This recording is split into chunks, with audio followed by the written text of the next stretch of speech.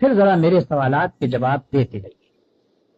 آپ اس نوکر کے متعلق کیا کہیں گے جو آقا کی مقرر کی ہوئی ڈیوٹی پر جانے کے بجائے ہر وقت بس اس کے سامنے ہاتھ باندھے کھڑا رہے اور لاکھوں مرتبہ اس کا نام جپتا چلا جائے؟ آقا اس سے کہتا ہے کہ جا کر فلاں فلاں آدمیوں کے حق ادا کر، مگر یہ جاتا نہیں، بلکہ وہیں کھڑے کھڑے آقا کو چھپ چھپ کر 10 سلام کرتا ہے اور پھر ہاتھ باندھ کر کھڑا ہو جاتا ہے۔ آقا اسے حکم دیتا ہے کہ جا اور فلاں فلاں خرابیوں کو مٹا دے، مگر یہ 1 انچ وہاں سے نہیں ہٹتا اور سجدے پر سجدے کیے چلا جاتا ہے۔ آقا حکم دیتا ہے کہ چور کا ہاتھ کاٹ دے،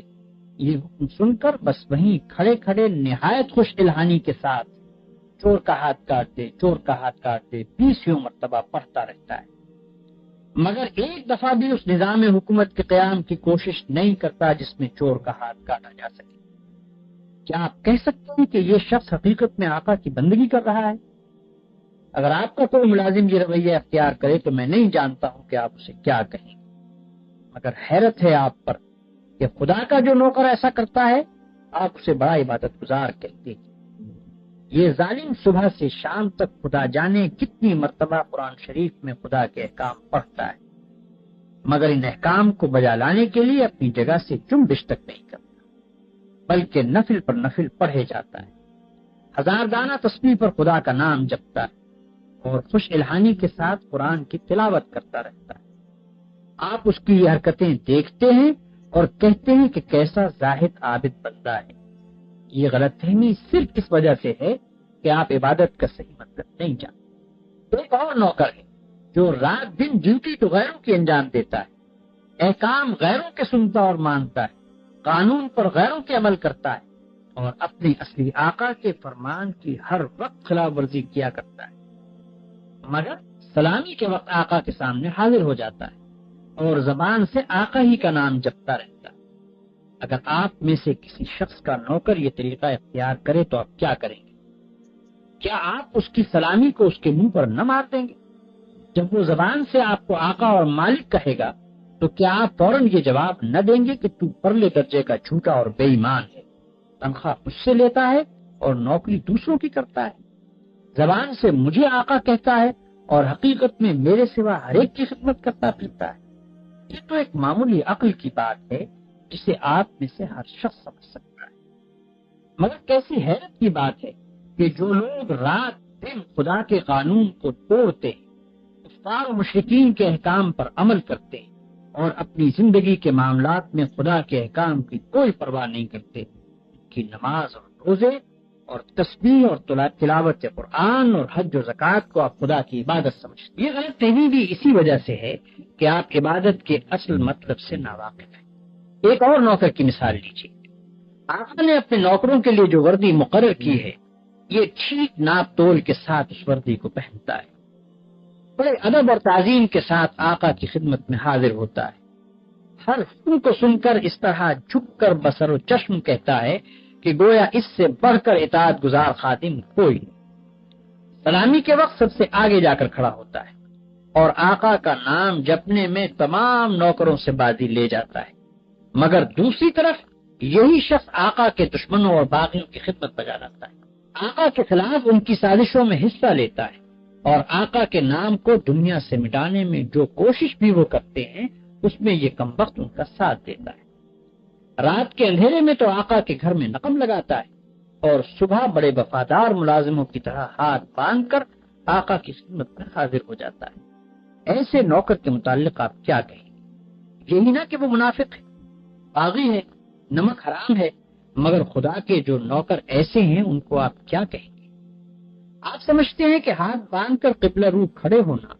گھٹنوں پر ہاتھ رکھ کر جھکنا، زمین پر ہاتھ ٹیک کر سجدہ کرنا اور چند مقرر الفاظ زبان سے ادا کرنا، بس یہی چند افعال اور حرکات بجائے خود عبادت ہے؟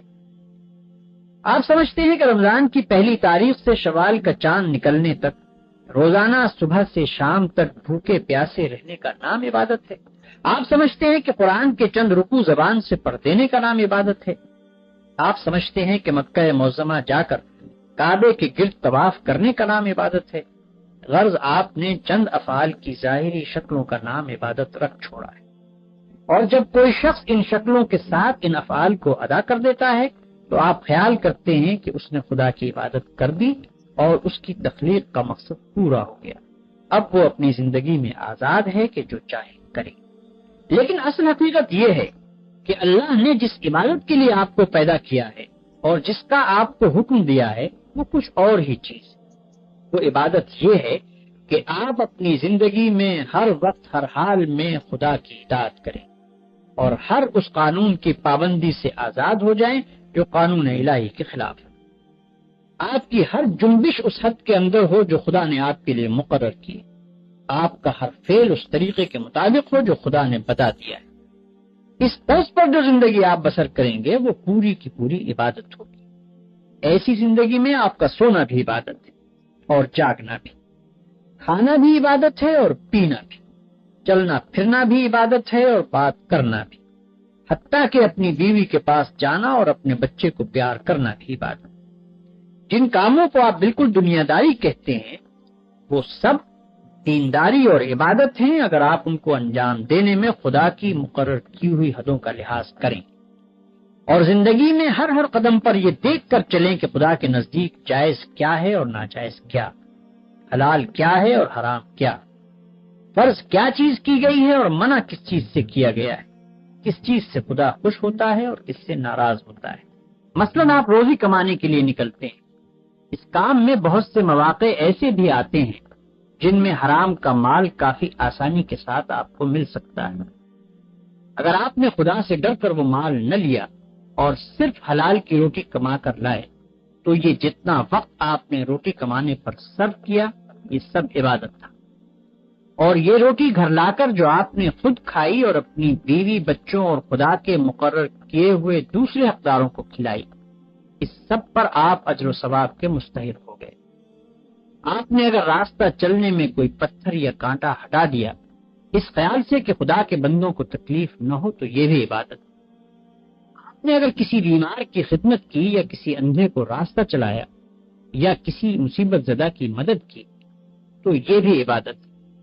آپ نے اگر بات چیت کرنے میں جھوٹ سے، غیبت سے، بدگوئی اور دل آزاری سے پرہیز کیا اور خدا سے ڈر کر صرف حق بات کی تو جتنا وقت آپ نے بات چیت میں صرف کیا وہ سب عبادت میں صرف ہوا۔ بس خدا کی اصلی عبادت یہ ہے کہ ہوش سنبھالنے کے بعد سے مرتے دم تک آپ خدا کے قانون پر چلیں اور اس کے احکام کے مطابق زندگی بسر کریں۔ اس عبادت کے لیے کوئی وقت مقرر نہیں ہے، یہ عبادت ہر وقت ہونی چاہیے۔ اس عبادت کی کوئی ایک شکل نہیں ہے، ہر کام اور ہر شکل میں اسی کی عبادت ہونی چاہیے۔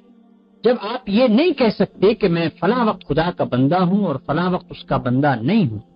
تو آپ یہ بھی نہیں کہہ سکتے کہ فلاں وقت خدا کی بندگی وہ عبادت کے لیے ہے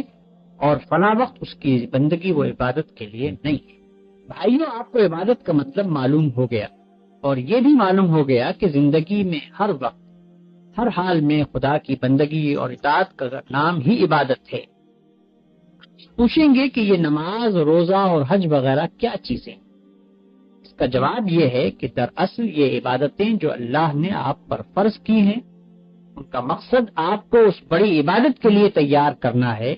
جو آپ کو زندگی میں ہر وقت ہر حال میں ادا کرنی چاہیے۔ نماز آپ کو دن میں 5 وقت یاد دلاتی ہے کہ تم اللہ کے بندے ہو، اسی کی بندگی تمہیں کرنی چاہیے۔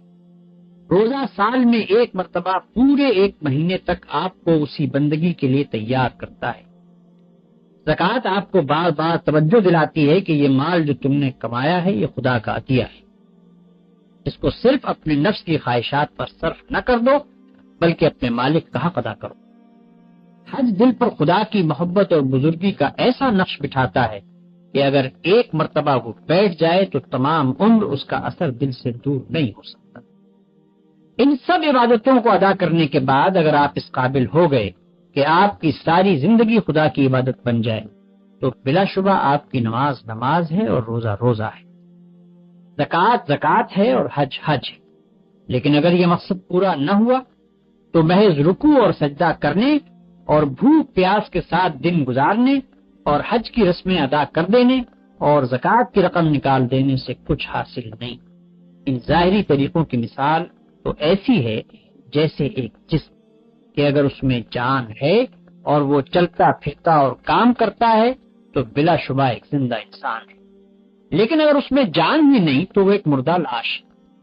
مردے کے ہاتھ، پاؤں، آنکھ، ناک سبھی کچھ ہوتے ہیں مگر اس میں جان نہیں ہوتی، اس لیے تم اسے مٹی میں دبا دیتے ہو۔